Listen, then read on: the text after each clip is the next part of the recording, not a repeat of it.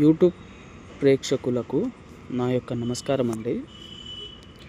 ఈ కనిపిస్తున్న చెట్టుతోనే మరుగుమందు తయారు చేస్తామన్నమాట. మరుగుమందులో 2 రకాలండి.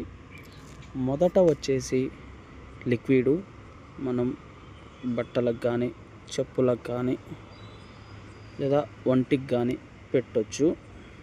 రెండోది వచ్చేసి కడుపులో పెట్టేదండి. మనం చికెన్ కర్రీలో కానీ మటన్ కర్రీలో కానీ జ్యూస్లో కానీ థమ్సప్లో కానీ కలిపి కేవలం 24 గంటల్లోనే మీ వశం చేసుకోవచ్చు. అలాగే ఫోటోల ద్వారా అఘోర వశీకరణ పూజ చేస్తామండి. మీరు మా ఛానల్ని మొదటిసారి చూస్తున్నట్టయితే సబ్స్క్రైబ్ చేయండి, లైక్ చేయండి, అలాగే షేర్ చేయండి. స్క్రీన్ మీద ఉన్న నెంబర్కి కాల్ చేసి మాతో మాట్లాడగలరు. ధన్యవాదములు.